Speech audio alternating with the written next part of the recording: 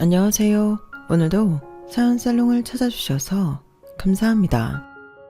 저는 결혼 한 달 만에 초스피드로 이혼한 30대 여성입니다. 이혼한 지는 벌써 올해로 1년 반이 다 되어가는데 하마터면 졸지에 제가 낳지도 않은 아이를 키우며 제 인생을 망칠 뻔했어요. 그리고 지금까지도 너무 후회스러운 게 결혼 전 미리 혼인신고를 했다는 거였는데요. 다도직입적으로 결혼을 앞두고 계신 예비 신랑 신부 혹은 혼주분들이 계신다면 혼인신고는 꼭 결혼 후에 3개월에서 6개월 정도는 살아보고 하라고 말씀드리고 싶네요. 평생을 함께하겠다고 쓰는 게 혼인신고잖아요. 그럼 어느 정도는 살아보고 결정하는 게 맞는 것 같은데 저도 그렇지만 우리나라는 그 중요한 혼인신고를 너무 가볍게 생각하는 것 같더라고요. 그리고 제 경우는 시어머님이 어디서 점을 보셨는데 한날을 딱 찍으시며 그날이야말로 저희 부부가 부부의 연을 맺으면 너무 좋은 날이라고 결혼식을 못 올리면 혼인신고라도 하라고 신신당부를 해서 결혼식 날짜보다 더 빨리 혼인신고를 하게 되었는데요. 그땐 이미 저희가 결혼식 날짜를 다 잡고 청첩장이니 예식장이니 모든 것이 정해진 후라 그랬어요. 그 날짜가 아무리 좋다고 해도 다 정해진 일정을 바꿀 수가 없었거든요. 그래서 결혼식은 형식일 뿐 진짜 날짜는 혼인신고하는 날이라고 그날 가서 혼인신고를 하라고 하셨는데요. 혼인신고 하러 가기 전 대접에 물 떠놓고 간이 혼례도 했어요. 예전에는 왜 물 떠놓고 결혼했다고 하잖아요. 그걸 제가 해보다니. 지금 생각해도 어이가 없었는데 그래도 그때는 어차피 할 결혼이었고 시어머니 되실 분이 하는 게 좋다고 하도 고집을 부리시니 좋은 게 좋은 거라고 시키는 대로 다 했어요.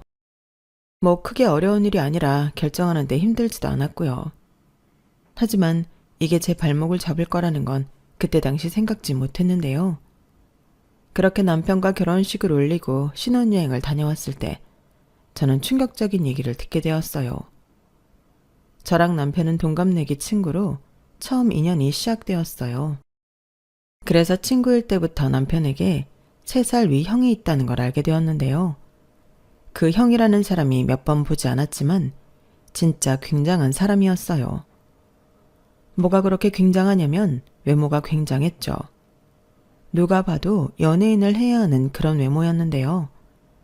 그래서 실제로 길거리 캐스팅 같은 것도 많이 받았다고 알고 있어요. 그러니 쫓아다니는 여자들도 엄청 많았었죠. 그런데 참 세상은 공평한 게 저렇게 훌륭한 외모를 가진 아주버님은 말수도 없지만 말만 하면 깨는 사람이었는데 이런 말하면 이해하실 수 있을지 모르겠지만 대화를 몇 마디 나누면 저 사람이 굉장히 무식하다는 걸 알 수 있었어요. 사람이 말을 한마디도 하지 않고 살 수는 없잖아요. 그래도 그게 경험이라면 경험인지라 자기 스스로도 과묵하게 사는 게 유리하다고 생각했는지 어느 순간부터는 꼭 필요한 말이 아니면 하지 않더라고요. 그리고 상견례 때도 돌이켜 생각해보면 아주버님은 목소리조차 기억이 나지 않을 정도로 별 말 없이 앉아서 식사만 했는데요. 당연히 총각일 거라고 알고 있었어요. 보통은 형이 먼저 장가를 가야 동생도 보낸다고 생각할 텐데 저희 시댁은 달랐어요.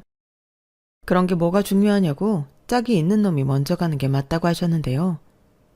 저희가 친구로 지낸 시간까지 포함해 5년 가까이 만나고 있었기 때문에 저는 그런 말씀이 감사하게 느껴졌어요. 솔직히 그때까지도 저는 시어머니와 죽이 꽤 잘 맞는다고 생각했거든요. 시어머니가 며느리인 저를 좋아해 주시고 예뻐하신다고 생각해서 그런지 우리 시어머니는 옛날 사고방식이 아닌 요즘 젊은 사고방식을 가진 시어머니라고 생각했는데 그건 아니었어요. 다 숨겨진 사실이 있던 거더라고요. 그리고 그 숨겨진 비밀은 실로 놀라운 것이었는데 글쎄 총각이라고 하던 남편의 형, 그러니까 아주버님이 3살 난 아들이 있다는 거였어요. 그걸 신혼여행 다녀오고 나서 바로 알았는데 모르던 애기가 시댁에 있으니 깜짝 놀랐죠. 그리고 시어머니는 조금 민망해 하시면서 저를 붙잡고 하소연을 하기 시작하셨는데요. 아주버님은 애가 있긴 하지만 결혼은 한 적이 없다고 했어요. 그리고 최근에 자기 아이가 있다는 걸 알게 되었다고 했는데요. 당신도 마른 하늘의 날벼락 같았지만 핏줄인데 무시할 수가 없어서 아이를 데려왔다고 하셨어요. 그 상대 여자가 아이는 줄 생각이 없고 양육비로 200만 원씩 내놓으라고 했다는데 시어머니는 애를 뺏어오신 거죠. 지가 뭔데 우리 아들더러 돈을 보내라고 그래? 내가 알아보니까 걔는 마땅한 벌이도 없고 순전히 애 앞세워서 그 돈으로 지 생활비 하려고 그러는 거야. 그래서 내가 소송으로 애 뺏어왔다. 그래도 우리 아들은 직장도 있고 벌이도 있잖아. 근데 어머니, 제가 너무 놀라서 그런데 그래서 그 소송이랑 아이 데려온 건 언제였던 거예요? 저희 결혼할 때도 이미 아이가 집에 있었던 거예요? 그런데 왜 저한테 아무 말씀도 없으셨어요?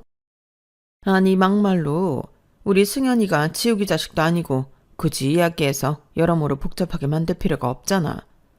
물론 지우개였으면 진작에 얘기했지. 니들 혼인신고하기 전에. 그래도 이건 아니죠. 아무리 아주버님 아이라도 가족 구성원이잖아요. 그럼 이렇다 저렇다 말씀은 주셔야지. 막말로 아주버님이 그 아이를 키울 수 있어요? 설마 내가 너한테 애 키우라고 할까 봐 걱정하는 거냐? 아이고 별 걱정을. 그런 걱정은 하지도 말아라.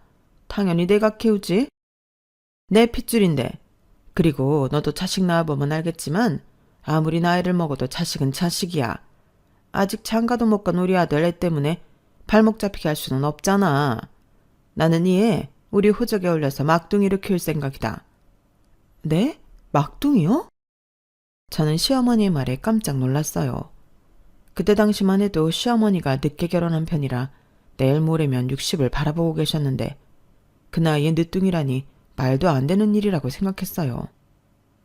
하지만 당신의 의지가 그렇고 저한테 피해를 주지 않겠다고 말씀하시니 더는 따지지 않기로 했는데요. 그래도 황당하고 이 사람들이 다 짜고 저를 속였다는 게 화가 났어요. 특히 이 사실을 다 알고도 입 뻥긋하지 않는 새신랑한테 깊은 배신감을 느꼈는데 남편은 자기도 어쩔 수 없었다며 안절부절 못하더군요. 내가 자기를 속인 게 아니고 엄마가 신신당부해서 말을 못한 거야. 괜히 승현이 일로 일 커지면 서로 상처만 받고 결혼도 엎어질 수 있다고 하는데 내가 어떻게 자기한테 말을 해. 이렇게 말을 하는데 솔직히 동의할 수는 없었어요. 친정 부모님도 이 사실을 알고 어쩜 그럴 수 있냐 붕괴하셨어요.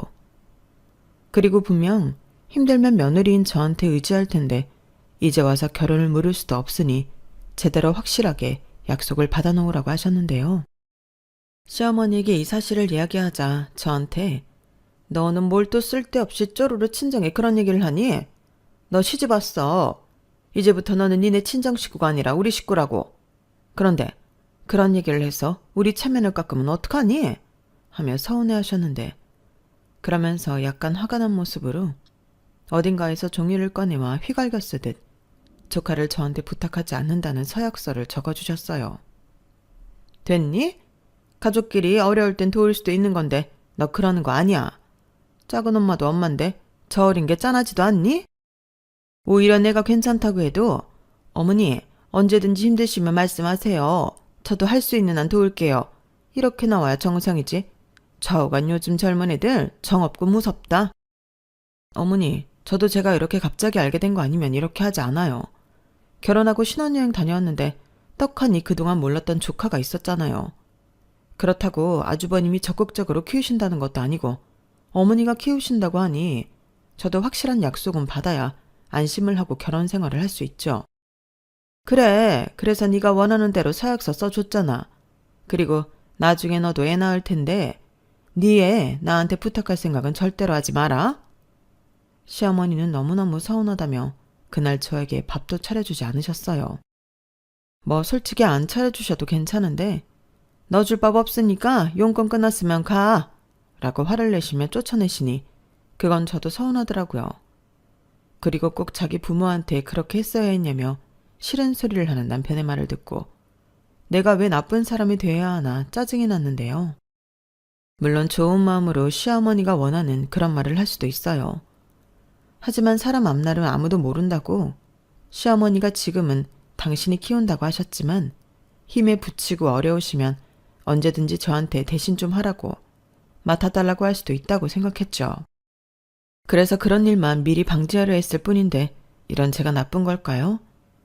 그리고 그게 결혼하고 바로 있는 일이다 보니 처음에 어렵다고 우물쭈물 하다가는 나중에 후회할 면남 생길 것 같아 불안했는데 이런 제 마음은 모른 척하고 저만 이기적인 사람으로 몰아가니 솔직히 서운하다 못해 화가 나서 남편과 아무런 대화도 하지 않았어요. 지금 생각하면 어차피 한 달 만에 할 이혼 그때 해버렸으면 됐지 않았을까 생각이 들기도 하지만 어느 누가 결혼한 직후 바로 이혼 생각을 하겠냐고요. 그래서 애써 그 상황을 꾸역꾸역 받아들이고 있는 과정이었는데 그날 이후부터 남편과도 냉전을 벌이고 있었죠. 아니 결혼한 지 얼마나 됐다고 신혼부부가 이렇게 지내나. 저는 하루에도 수십 번 서운함이 폭발했는데 남편은 그런 저에게 염장만 질렀어요. 내가 볼 땐 자기는 다른 여자들이랑 다르게 모성애가 없는 것 같아. 나중에 우리 애기를 낳아도 진짜 걱정이다. 이렇게 시비를 걸었는데요. 이러려고 결혼한 게 아니었는데 이게 뭐 하는 짓인가 혼란스러웠어요. 그런데 그런 가운데 갑자기 친정아빠가 쓰러지셨다는 연락을 받게 되었고 저는 놀란 마음에 친정아빠가 계신다는 병원 응급실로 달려갔는데 저희 아빠가 평소 기저질환이 있는 것도 아니고 건강하셨거든요. 그래서 더 깜짝 놀라 초조한 마음으로 검사 결과를 기다렸더니 급성 뇌경색이라고 하더군요. 다행히 골든타임 안에 병원에 도착해 위험한 고비는 넘겼다고 했는데 여러 가지 후유증이 생길 수 있다며 병원에서는 예후를 지켜봐야 한다고 했어요. 순간 친정엄마도 저도 또 제 동생도 심각한 얼굴이 되었는데 하필이면 타이밍도 좋게 그때였어요. 시어머니한테서 연락이 오는 거예요. 그래서 전화를 받았더니 얘 어떡하니? 승현이가 열이 펄펄 난다. 이럴 때는 어떻게 해야 해? 라며 시어머니가 어쩔 줄 몰라 하셨어요.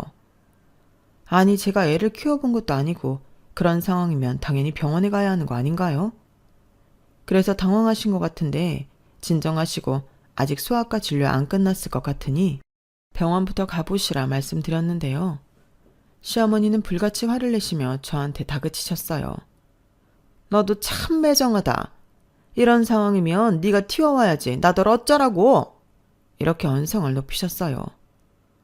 물론 회사에 있다면 시어머니가 곤란한 상황이시니 그럴 수도 있겠지만 그때는 친정아빠가 먼저였기에 저는 상황 이야기를 드렸어요. 그리고 정 그렇게 혼자 소아과 가기 힘드시면 남편한테 연락을 해보시라 말씀드렸더니 돌아오는 말은 어이가 없는 소리였죠. 걔는 지금 일하느라 바쁘잖아. 그리고 남자가 뭘 하니? 라고 하시는데 그럼 저는 뭘 하냐고요. 게다가 사돈이 쓰러져서 응급실에 와 있다고 하면 걱정해 주는 게 먼저이지 않나요?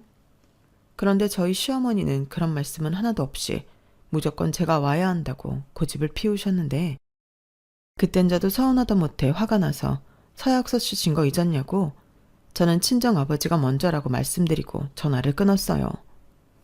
그리고 아무리 생각해도 시어머니가 남편한테 연락하진 않을 것 같아 제가 남편한테 연락을 했는데요.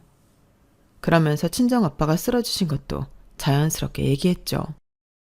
그런데 이 인간은 자기가 지금 엄청 중요한 미팅 중이라며 용건만 간단히 하라고 했고 그 말에 빈정이 상한 저는 네 조카가 열이 나서 니네 엄마가 허둥지둥 하고 계시니 소아과를 같이 가던 말던 알아서 하라고 정말 간단 명료하게 용건만 전달하고 전화를 끊었어요.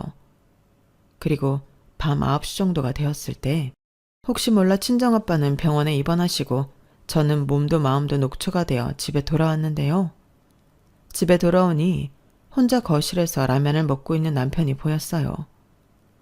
솔직히 남편이 소아과에 다녀왔는지 궁금하지도 않았는데 제가 욕실과 주방을 왔다 갔다 하고 있으니 남편이 먼저 말을 하기 시작하더라고요. 들어보니 시어머니와 소아과에 다녀온 것 같았는데요. 문제는 그 뒤에 오는 말이었어요. 자기가 중요한 미팅 중이었는데 조카 때문에 일을 망쳤다고 입이 대빨 나왔더라고요. 그리고 너는 조카가 열이 펄펄 난다고 하는데 걱정도 되지 않았냐며 신경을 긁길래 저도 짜증이 나서 그러는 너는 장인이 쓰러져서 응급실에 갔는데 걱정이 안 되냐고 똑같이 말을 했죠. 그러자 자기가 오늘 미팅을 망쳐서 그런 정신까지 없었다며 자기가 이렇게 일하는 중에 집안일을 신경 써야겠냐고 아주 어이없는 말을 했는데 저 소리가 무슨 뜻이겠어요? 저 말인즉 자기 일하는데 집안일로 신경 쓰이게 하지 말라는 거잖아요. 그래서 그게 내 탓이냐고. 그런 말은 나한테 말고 니네 엄마한테 하라고 쏴붙였는데 남편은 제가 무슨 말도 못하게 한다며 신경질적으로 먹고 있던 라면 그릇을 싱크대 안에 우당탕탕 내려놓았어요. 그 소리가 어찌나 요란스럽고 컸는지 저는 그릇이 깨진 줄로만 알았는데 그런 꼴을 내가 왜 보고 살아야 하나 싶어 그날도 남편과 부부싸움을 대판했었죠. 이거 봐라. 어머니가 조카를 데리고 계시니까 오늘도 이런 일이 생긴 거 아니겠냐고. 이런 것들 때문에 내가 서약서도 받은 건데 소용이 없지 않았냐고. 저는 입에 모터라도 단 듯 계속 불만사항을 쏟아냈어요. 그러자 제 말에 제대로 반박도 못하던 남편은 할 말이 없으니 저한테 알았으니 조용히 하라고 상황을 피해만 다녔는데 다음엔 이런 일이 또 생기면 그때는 제 선에서 그냥 잘라버려야겠다고 생각했어요. 제가 못하면 남편이라도 가서 도우라 시킨 건데 남편이 저런 꼬라지를 보이니 그냥 저희는 말고 조카의 친부인 아주버님이 나서야 하지 않나 그런 생각이 들었거든요. 그래서 언제고 다시 비슷한 일이 생겨 연락이 오면 아주버님은 뭐 하시냐? 아주버님에게 연락하시라 말을 할 생각이었는데요. 한 번은 정말 황당한 연락을 받게 되었어요. 그때가 일주일 정도 지났을 때였는데 열감기가 모두 나은 조카가 그날 이후 잠을 도통 자지 않는다며 저더러 도와달라고 하시더라고요. 전에는 약 때문인지 잘만 자더니 이젠 잠도 안 자고 밤새 부채기만 한다. 나는 벌써 여기저기 안 아픈 데가 없고 요즘 잘 먹지도 못하고 잠도 잘 못 잤더니 몸이 쇠약해져서 쓰러지기 일보 직전이야.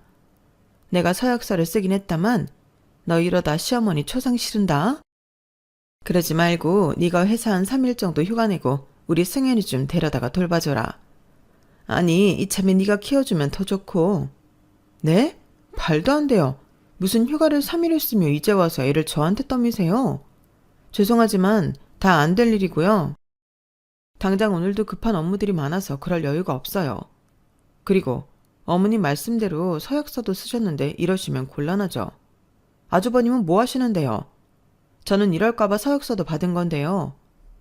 걔는 바쁘지. 그리고 너는 작은 엄마잖아. 작은 엄마도 뭐 엄마 아니니? 엄마가 할머니보다 훨씬 낫지. 그러지 말고 네가 내일부터 애 좀 봐. 내가 정말 죽을 것 같아서 그렇다.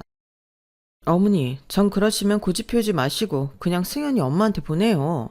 양육비 주면 되죠. 이러다가는 어머니도 쓰러지시고 저랑은 사이만 더 나빠지실 거예요. 뭐야? 너는 지금 내 손자를 어떤 기집애인지도 모르는 애한테 주라는 말이냐? 거기에 매달 돈까지 보내면서? 나는 그럴 수 없다. 그럼 뭐 어쩔 수 없죠. 어머님이 택한 결정이니 어머님이 감수하시는 수밖에요. 야, 너 정말 해도 해도 너무한다. 너 원래 이렇게 매정한 애니? 시애미가 다 죽게 생겼는데도 이러고 싶어? 죄송해요. 하지만 저는 도와드릴 수 없어요. 그럼 이만 전화 끊겠습니다. 저는 그때도 단호하게 대처했어요. 그러자 주변 사람들이 새색시가 간도 크다며 이런 저의 행동에 놀라워했는데요. 사실 이렇게 대처하면서도 제 안에서는 심장이 두근두근 정신없이 뛰었어요. 저라고 시집 온 지 얼마 되지 않아 저런다는 게 쉬운 일이 아니었거든요. 하지만 이런 식으로 조카를 떠맡게 되면 어쩐지 앞으로도 계속 제가 조카를 맡아야 할 것 같았는데 제 판단으로는 시어머니가 감당이 되지 않는다면 애 엄마가 애를 데려가는 게 맞다고 생각했어요. 시어머니는 양육비 주는 게 아깝다고 하셨지만 아주버님도 자기가 한 행동에 책임을 져야죠. 그때도 그래요. 시어머니가 그렇게 자기 아들 때문에 힘들어하면 아주버님이 방법을 강구해야 하는 게 맞는 거잖아요. 그런데 그 집 남자들은 전부 시집 온 지 얼마 되지도 않은 저만 의지하려 했는데 시아버님도 아무 말씀 없으셨지만 은근 제가 조카를 맡아줬으면 하셨어요. 어차피 애 생기면 애 낳아 키워야 하는데 하나나 둘이나 똑같지 않냐고. 저더러 조카를 불쌍하게 생각하라고 지나가는 말로 여러 번 하셨는데 제가 꼼짝을 하지 않자 포기하신 것 같았어요. 거기에 아주버님은 집에 조카가 온 이후부터는 집에 잘 들어가지도 않고 들어가면 잠만 자고 새벽부터 나가는 것 같았는데 제 눈에는 피하는 걸로밖에는 보이지 않더라고요. 그럼 남편이라도 정신 차리고 제 편을 들어줘야 만든 건데 무슨 효자 났다고 사사건건 저한테 시비를 거는 건지 아주 총체적 난국이었다니까요. 그리고 이 문제들이 해결이 되지 않는다면 나는 앞으로 어떻게 결혼 생활을 해야 하나 깊은 고민에 빠지게 되었고 그때부터 조금씩 아니다 싶을 때 이혼하는 게 맞지 않나? 그런 생각을 하게 되었어요. 그때는 구체적인 생각보다는 앞이 캄캄하니 감정적으로 하던 생각이기도 했는데요. 누구나 부부라면 살지 말지 고민하는 순간이 온다고는 하지만 이렇게 빨리 그런 날이 올 줄은 몰랐어요. 그래서 남편에게 이 문제로 더 이상 갈등을 겪고 싶지 않으니 아주버님과 결론을 내자고 제가 먼저 이야기하게 되었죠. 그러자 남편은 우리 형이 퍽도 그런 일로 상의하겠다. 지금 돌아가는 꼴을 봐. 자기가 해결하기로 덤볐으면 벌써 했지. 우리 형 원래 저래. 미꾸라지처럼 살살 피해만 다닌다고. 라며 쓸데없는 짓이라고 제 말을 잘라버렸는데요. 그럼 어쩌냐고 이렇게 계속 어머니가 보시고 어머니가 힘들다고 하면 내가 봐야 하는 거냐고 저도 답답한 마음에 남편을 다그쳤죠. 그러자 남편은 어차피 애 안 본다고 지금까지 버텼잖아. 계속 그렇게 해. 그럼 우리 엄마가 알아서 하겠지. 어린이집에 보낸다고 하던데 그럼 된 거 아냐? 나도 내 조카인데 그애 엄마가 데려가는 건 싫더라. 우리 집 핏줄이잖아. 라며 저더러 그냥 하던 대로 쭉 하라고 살짝 빈정거리며 말했어요. 저는 좋은 뜻으로 방법을 찾자고 한 말이었는데 제 마음만 상하게 되었죠. 그래서 이후에도 우리는 신혼이라고 말하면 아무도 믿지 못할 만큼 서로에게 관심을 두지 않고 살았는데요.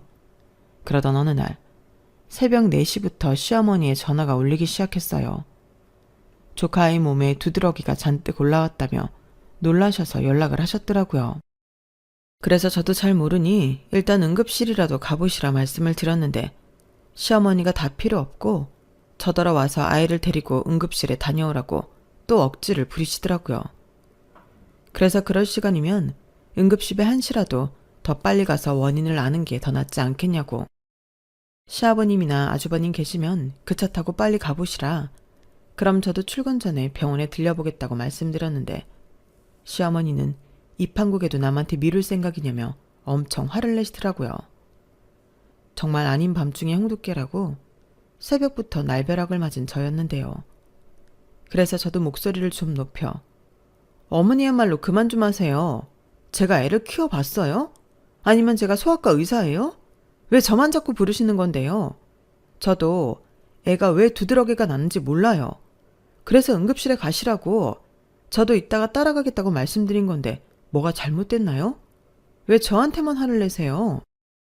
라고 한껏 제 억울함을 토로했는데 시어머니는 제가 갑자기 소리를 높이기 시작하자 자기 아들 깨겠다며 목소리를 낮추라 하셨어요. 아니, 남의 집 딸은 새벽부터 깨워놓고 당신 아들은 깨면 안 된다는 게 이게 말이나 되는 소리냐고요. 그리고 그 말을 듣는 순간 더는 못 해먹겠다는 생각이 들어 저는 신경질적으로 이렇게 말했어요. 어머니, 저 시집 온 지 아직 한 달도 안 됐어요. 제가 이렇게 살려고 어머니 아들이랑 결혼한 게 아니거든요. 서약서를 썼는데도 이 정도면 그 서약서도 안 썼음. 저희 집 앞에 승현이 놓고 가셨을 것 같아요. 그래서 하는 말인데 더 이상 승현이 일로 저한테 연락하지 않으셨으면 좋겠어요.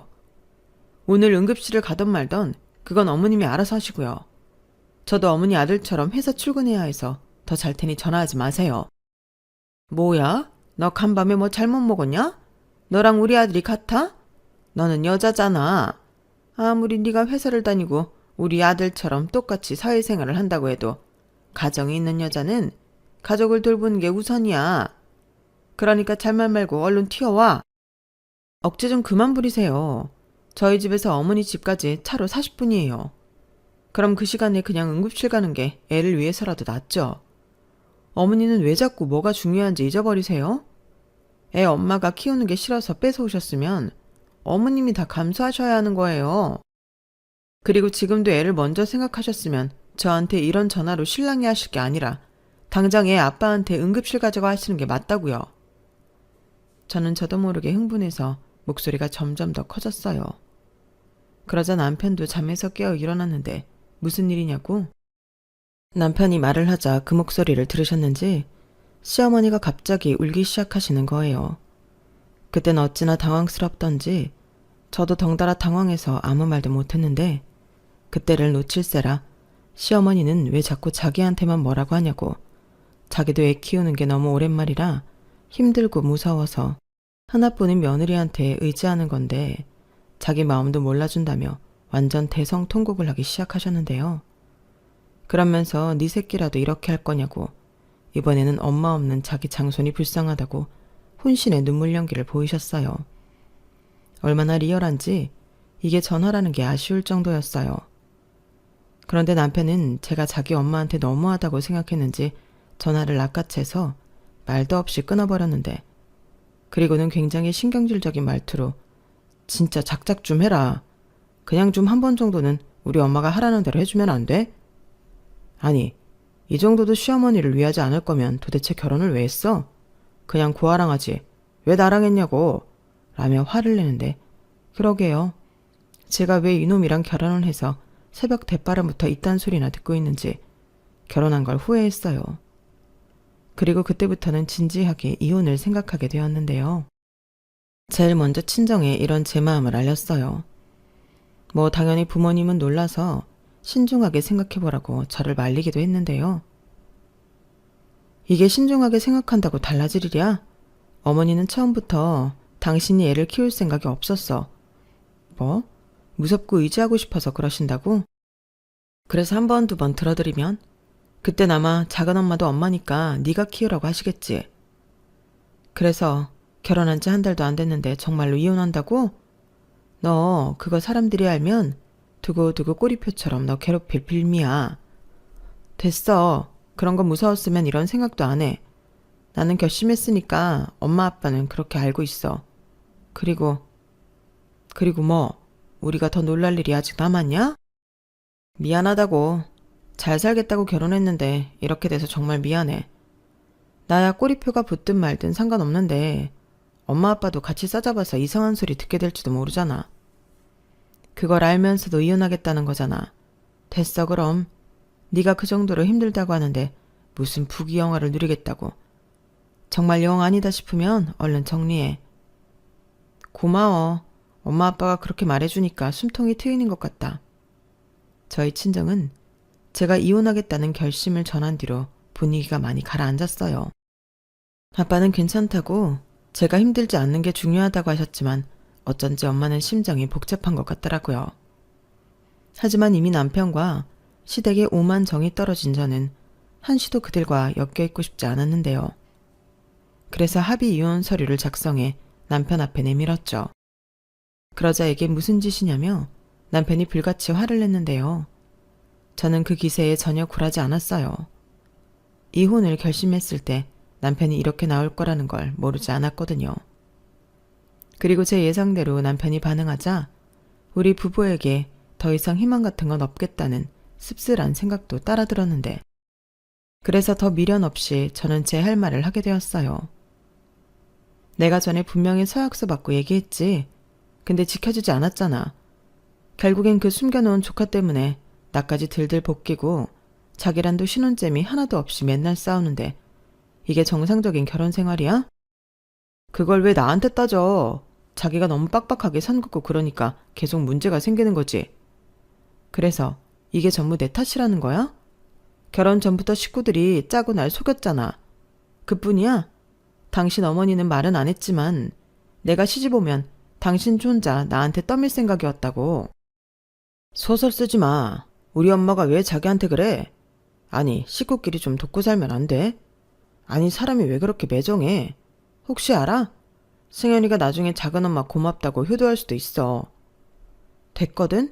그리고 나더러 매정하다고? 여기서 매정한 사람은 사고 쳐놓고 모른 척하는 당신 형이야. 자기가 책임 못 질 것 같았으면 애엄마한테 맡기고 양육비를 주면 그만이지. 그 돈이 아깝다고 그렇게 애를 할머니 손에 맡기는 게 맞아? 어머님도 그래. 자기가 욕심냈으면 자기가 책임져야지. 왜 이제 막 시집온 나한테 그러시는 건데? 진짜 답답하다. 그래서 자기한테 의지하는 게 싫어서 이혼하겠다고? 자기한테 결혼은 그런 거니? 좀 살다가 아니다 싶으면 갈라서는 그거? 당연하지.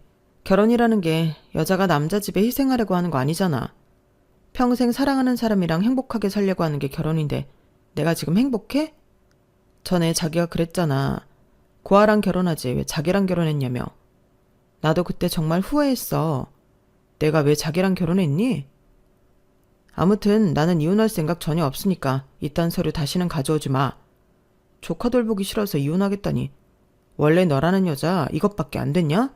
내가 아는 한소영 맞냐고. 남편은 자기도 저한테 속은 것 같다며 답답해했어요.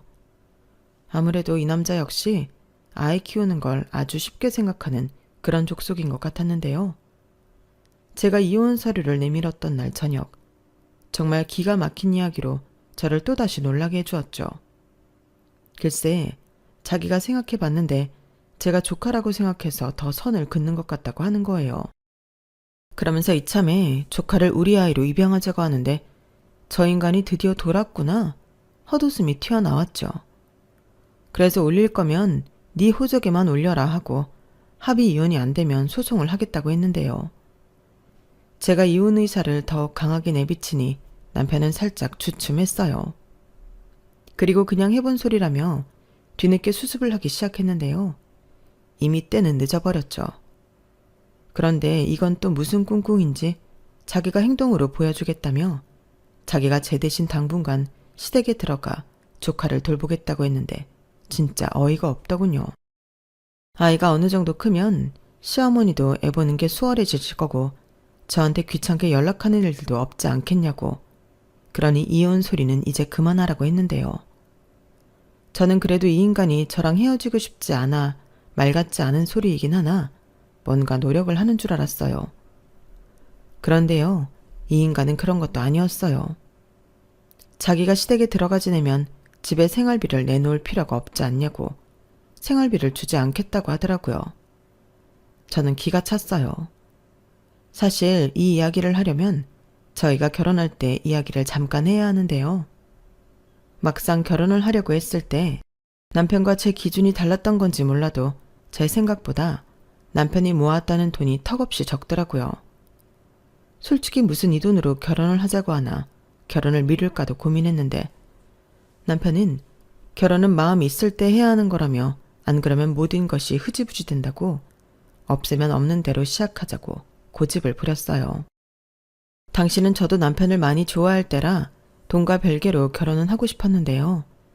그래서 신혼집 전세 보증금을 제가 모은 돈에서 해결을 했어요. 부족한 돈은 친정에서 도와주시기도 했는데 그래서 계약할 때 제 이름으로 계약을 했죠. 그리고 남편이 모은 돈으로 신혼집 혼수를 장만했고 둘이 결혼하면서 쓴 돈이 차이가 많이 났기에 생활비를 남편이 모두 대기로 했었는데요. 제가 남편의 신용카드를 가지고 있었어요. 그리고 남편 월급에서 관리를 포함한 공과금이 모두 이체가 됐는데 자기가 시댁에 들어가니까 그 돈을 이제 자기가 부담하지 않겠다고 하는 거였죠. 그러니 제 입장에선 얼마나 기가 찼는지 몰라요. 이혼은 하기 싫다고 하면서 저딴 식으로 나오다니 저는 더 볼 것도 없을 것 같더라고요. 그래서 그까지 생활비 없어도 된다고 네 마음대로 하라고 했고 나도 내 마음대로 하겠다고 최후의 통보를 날렸는데요. 그리고 다음 날부터 이혼 변호사를 찾아다니며 상담을 받았어요. 마음 같아서는 그 인간들 모두 사기죄로 엮어서 고소라도 하고 싶은 심정이었는데 그건 어렵다고 하시더라고요. 대신 계획적으로 며느리인 저를 속였고 서약서를 썼음에도 저에게 계속 조카 양육을 떠민 점은 이혼 사유가 될 수 있다고 하셨는데요. 무엇보다 남편이 제 편이 아닌 시댁 편을 들며 신혼집에서 나간다고 했으니 혼인 파탄의 원인은 남편에게 있다고 주장할 수 있다고 하시더라고요. 그래서 저는 최대한 할 수 있는 건 다 하고 싶다고 제 의사를 전달했고 시댁 주소로 남편에게 이혼 소장을 보냈는데 그걸 시어머니가 보셨나 보더라고요. 그리고 저에게 전화해서 놀라셨는지 앞으로는 조카 일로 저에게 연락하지 않겠다며 아들도 돌려보낼 테니 둘이서만 잘 살라고 하셨는데요. 제 마음은 그럼에도 불구하고 움직이지 않더군요. 이미 결혼 생활을 계속하고 싶은 마음이 사라져버렸거든요. 게다가 신혼집도 어차피 남편 돈 하나도 들어가지 않은 제 집이었고 신혼 살림은 새 것과 다름이 없으니 몽땅 시댁으로 보내버리면 그만이었는데요. 시어머니는 저더러 너무한다며 또 우시기 시작했어요. 나는 네가 며느리지만 딸 같았다. 그래서 너도 내 마음 다 알아줄 거라고 생각했어. 근데 나만 그랬는 모양이다. 너는 나를 이렇게나 싫어하는데 내가 그걸 모르고 있었으니 그래, 내가 사라져 줄게. 그러면 되지 않니? 이렇게 말씀하시는데 죄송하지만 그런 말씀도 듣기 싫었어요. 제가 왜 그런 불편한 감정을 느끼며 오만정 떨어진 남편과 살아야 하냐고요. 그래서 제 마음은 이미 확고하게 정해졌다고 그러지 마시라고 전에 없던 친절한 말투로 말씀드렸는데요. 이제 남이 될 사이에 더 이상 감정 싸움을 할 필요가 없었으니까요. 그런데 그런 제 태도가 더 무서웠던 건지 시어머니는 남편을 닥달한 모양이었는데요. 하지만 고맙게도 남편도 자존심이 있어서 저한테 굽히고 들어오지 않았어요. 제가 아직 애도 없고 조카도 없어서 애기 이쁜 걸 모른다며 인정도 없고 모성애도 없는 저랑 누가 살겠냐고 막말까지 하더라고요. 그래서 네 말이 다 맞다고 나는 결혼이랑 맞지 않는 사람이니 하루라도 빨리 이혼하고 싶다고 확실하게 못을 박았는데 그렇게 이혼 소송이 시작되었어요. 솔직히 무의미한 싸움이었는데 이 인간이 유책이 저에게 있다며 말도 안 되는 위자료 청구를 했더라고요. 자기 쪽 변호사한테도 어찌나 제 이야기를 나쁘게 했는지 소송 기간 동안 내내 불쾌했는데 결과는 저희 쪽의 승리였죠. 저는 최대한 좋게 서로 가져온 거 다시 가져가는 걸로 마무리하고 싶었는데 도저히 괘씸해서 그냥은 못 보내겠더라고요. 그래서 남편 측에 저 역시 위자료 청구를 했어요. 어찌 보면 우리 이혼 사유 중인 중심에는 저를 속이고 이용해 먹으려고 했던 시어머니가 계셨으니 저희 측은 시어머니를 가장 큰 문제의 인물로 지목했는데요. 그리하여 위자료 500만 원을 받을 수 있게 되었어요. 말이 한 달이지 한 달 내내 시달려 이혼 결심을 하게 만들었으니 그 점이 높게 인정되었는데요. 그래도 기간이 기간인 만큼 금액은 저 정도가 최선이었어요. 그러자 남편은 꼭 이렇게까지 해야만 했냐며 저를 아주 못돼 처먹은 인간으로 몰아갔는데 저희가 친구 사이로 시작했다고 했잖아요. 이 인간이 주변 사람들에게 제 욕을 엄청 하고 돌아다녔더라고요. 자기 엄마가 힘들어서 조금 도와달라고 했는데 제가 질색팔색을 하며 싫다고 했고 거기에 애 못 보겠으면 애 엄마한테 보내라고 아주 싸가지 없게 굴었다고 소문을 내고 다녔는데 자기들이 결혼 전까지 조카가 있었다는 걸 속였다는 얘기는 하지 않았더라고요. 그리고 제 주변에서도 고작 그깟 일로 이혼을 했냐며 제 속도 모르고 훈계를 하는 사람도 있었는데요. 그래요. 어쩌면 제가 마음을 좋게 먹고 조카 아이를 키웠다면 이런 일이 생기지 않았을 수도 있겠죠. 그런데 조카에겐 엄연히 책임져야 할 부모가 있는데 왜 제가 욕을 먹어야 하는 건지 모르겠더라고요. 그리고 한 번이 쉽지 제가 당신 뜻대로 하면 시어머니는 앞으로 저에게 어떤 걸 요구하실지 모를 일이었는데 이게 저의 지나친 과대망상일 수도 있겠지만 결혼 준비하는 동안 내내 저를 속였던 시어머니와 남편을 생각하면 충분히 더한 일도 할 수 있을 거라고 생각했어요. 그러니 이런 마음으로 무슨 결혼 생활을 지속하겠어요. 저는 저를 위해서 이건 아니라고 판단했어요. 남들이 뭐라고 하든 제일 중요한 건 제 마음이라고 생각했죠. 그래서 주변에서 뭐라고 하든 신경을 끄고 저는 저대로 이혼 후의 생활에 집중하기 시작했는데요. 그러니 소문은 더 일파만파 번져가더군요. 제가 어떤 반응도 보이지 않는 게 제가 그 모든 소문이 사실이기 때문에 그렇다면서요. 그래서 어디까지나 유심히 지켜보다 저는 허위사실 유포 및 명예훼손으로 저 남편은 그 인간을 고소하기에 이르렀는데요. 고소한 사실을 주변 사람들에게도 알렸어요. 그들도 진실을 알아야 하니까요. 그리고 그럼에도 불구하고 저를 욕할 사람은 욕하라고 남겨둔 채 남편에겐 그 어떤 합의도 없이 법대로 하겠다 통보했더니 자기가 무슨 허위사실을 유포했냐고 제가 조카를 싫어하고 자기 가족을 싫어해 이 사단을 만들지 않았냐고 적반하장으로 나오더군요. 그래서 저는 나야말로 왜 니네 가족을 싫어하겠냐고, 싫어하게끔 만들어 그런 거 아니냐고 맞받아 쳤는데요. 그러면서 저는 너무 궁금해서 남편한테 물었어요. 그럼 내가 네 조카 입양해서 키우고 니네 가족한테 고분고분거리며 사는 게 맞는 거냐고 대답 똑바로 해보라고 말했죠. 그러자 남편은 누가 꼭 그러라고 했냐며 제대로 대답을 하지 못했는데요. 그게 정답이었어요. 저들은 제가 그러길 바랬던 거잖아요. 그런데 제가 싫다고 질색팔색을 하고 거기에 이혼 소송까지 했으니 그게 괘씸했다는 건데, 아니 제가 싫어서 못하겠다고 이혼한 건데 괘씸하고 말 게 뭐 있냐는 소리죠. 그렇게 남편이 퍼뜨린 소문은 잠잠해졌어요. 그리고 그 이후부터는 오히려 남편만 양심 없는 인간으로 찍혀서 친구들 사이에서 매장되었는데요.